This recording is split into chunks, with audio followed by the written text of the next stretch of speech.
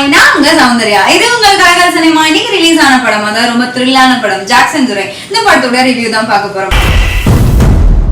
நாய்கள் ஜாக்கிரதை படத்துக்கு அப்புறமேட்டு நம்மளுடைய சிபிராஜ் நடிச்சிருக்க படம் தான் ஜாக்சன் துரை. இந்த படத்தை பாத்தீங்கன்னா தரன் இயக்கியிருக்காரு. இந்த படத்துல வந்து நம்மளுடைய ஹீரோ அதாவது சத்யாவா நடிச்சிருக்காரு நம்மளுடைய சிபிராஜ். அது மட்டும் இல்லாம அப்பாவும் மகனும் சேர்ந்து, அதாவது சத்யராஜும் சிபிராஜும் சேர்ந்து நடிச்சிருக்க படம் இது அப்படின்னே சொல்லலாம். மட்டும் இல்லைங்க, இந்த படத்தோட கதை என்ன அப்படின்னு பாத்தீங்கன்னா, அதாவது எஸ்ஐயா இருக்கிறாரு, ரொம்ப பில்டப்பான ஒரு எஸ்ஐவா இருக்கவர் தான் நம்மளுடைய சிபிராஜ், அதாவது சத்யா அப்படின்ற கேரக்டர்ல இருக்காரு. இவரை வந்து எப்படியாவது ஒரு சிக்கல்ல மாட்டி விடணும் அப்படின்றது காரணத்துக்காகவே சேலம் கிட்ட இருக்க அயன்புரம் அப்படின்ற ஒரு கிராமத்துல ரொம்ப அட்டகாசம் பண்ற ஒரு பிரிட்டிஷ் பேய்கள் கிட்ட கோத்து விடுறாங்க உயர் அதிகாரிகள். இவரும் வந்து ரொம்ப விறுவிறுப்பா பில்டப்போட சேர்ந்து போறாரு. போயிட்டு அங்க இருக்க பிரச்சனைகள் தெரியாமலே ரொம்ப விறுவிறுப்பா போறாரு.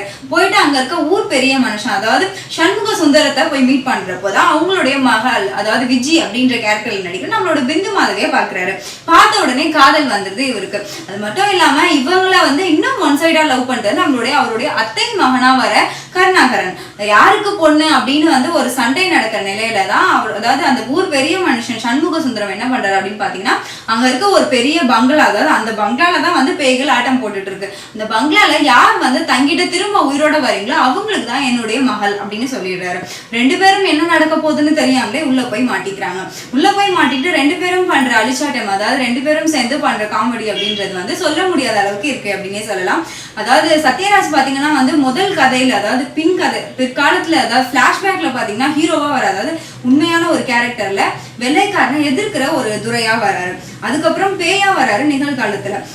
இதுக்கு நடுவுல இவங்க ரெண்டு பேரும் மாட்டிட்டு யார் கடைசியில வந்து பிந்து மாதிரியா கைப்பிடிக்கிறாங்க, யார் வந்து திரும்ப உயிரோட வராங்க அப்படின்றதான் மீதி கதை.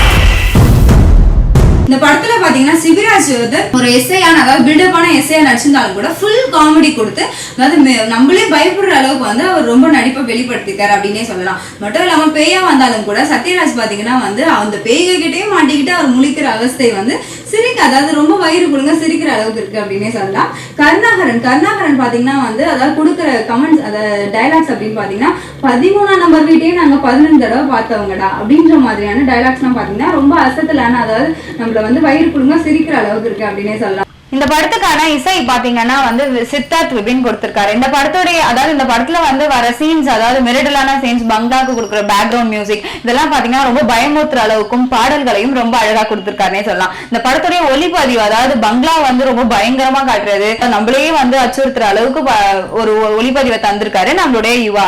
இந்த படம் வந்து ஒரு பேய் படமா இருந்தாலும் கூட முழுக்க காமெடி கலந்த ஒரு பேய் படமா இருக்கு. மொத்தத்துல இந்த படம் பாத்தீங்கன்னா அதாவது ஒரு காமெடியின் உருவம் அப்படின்னே சொல்லலாம். இந்த படத்துல இவங்க மட்டும் இல்லாம மற்ற கேரக்டர்ஸ், அதாவது மொட்டை ராஜேந்திரன் மற்றும் கருணாகரன், யோகி பாபு, இவங்கெல்லாம் பாத்தீங்கன்னா வந்து தன்னுடைய நடிப்பை வந்து ரொம்ப அசாத்தியமா வெளிப்படுத்திருக்காங்க அப்படின்னே சொல்லலாம்.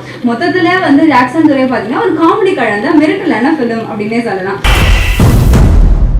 இந்த ரிவ்யூ உங்களுக்கு ரொம்ப பிடிச்சிருந்தது அப்படின்னு நீங்க நினைச்சீங்கன்னா உங்களுடைய கமெண்ட்ஸ் எங்களோட நீங்க ஷேர் பண்ணிக்கலாம். படம் டே சூப்பரா இருக்கு, நல்லா இருக்கு படம். சூப்பர், செம்ம காமெடியா இருக்கு படம். பிக்ஸ் ரொம்ப நல்லா இருக்கு, நகைச்சுவை இருக்கு, செம்மையா இருக்கு படம், நல்லா இருக்கு, சூப்பரா இருக்கு படம், சூப்பரா இருக்குண்ணா படம், சூப்பரா இருக்கு, நல்லா இருக்கு படம், நல்லா இருந்துச்சு, சூப்பர்ண்ணா, அருமையா இருக்கு, செம்மையா இருக்கு படம்.